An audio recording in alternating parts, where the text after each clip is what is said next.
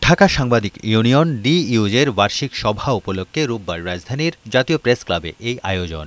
এতে বিভিন্ন রাজনৈতিক দলের শীর্ষ নেতারা অংশ নেন। অনুষ্ঠানে লন্ডন থেকে ভার্চুয়ালি যুক্ত হয়ে বিএনপির ভারপ্রাপ্ত চেয়ারম্যান তারেক রহমান বলেন, পতিত স্বৈরাচারের সময় বস্তুনিষ্ঠতা হারিয়ে গিয়েছিল। আওয়ামী লীগ ও গণতন্ত্র একসাথে যায় না। ষড়যন্ত্রকারীরা মাথা ছাড়া দিয়ে ওঠার অপচেষ্টা করছে বলেও অভিযোগ করেন তিনি। বিতাড়িত স্বৈরাচার এবং তাদের দোসর চক্র নানা কৌশলে আবারও মাথাচাড়া দিয়ে ওঠার অপচেষ্টা শুরু করেছে। অপশক্তি দেশের ভেতরে এবং বাইরে থেকে বাংলাদেশের পক্ষের শক্তির মধ্যে ভুল বোঝাবুঝি সৃষ্টির পায়তারায় লিপ্ত হয়েছেন। তারেক রহমান বলেন, ইসি গঠন নির্বাচনের পথে আগানোর গুরুত্বপূর্ণ ধাপ। প্রয়োজনীয় সংস্কার শেষে নির্বাচন দেওয়ার আহ্বান জানান তিনি।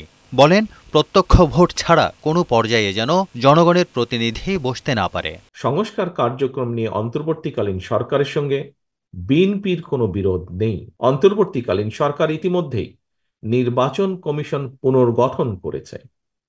জনগণের ভোটের নির্বাচিত প্রতিনিধিদের দ্বারা একটি জনপ্রতিনিধিশীল সংসদ ও সরকার গঠনের লক্ষ্যে এটি একটি গুরুত্বপূর্ণ ধাপ বলে আমরা মনে করি। বিএনপির ভারপ্রাপ্ত চেয়ারম্যান বলেন, পলাতক স্বৈরাচার যাতে পুনর্বাসিত হতে না পারে তার ব্যবস্থা করতে হবে। এজন্য তাদের বিচারের আওতায় আনার আহ্বান জানান তিনি।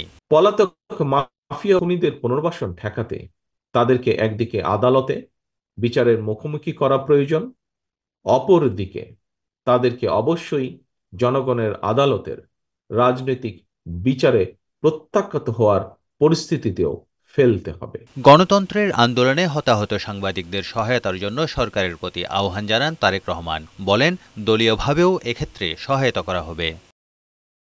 তারেক শিকদার, বৈশাখী সংবাদ, ঢাকা।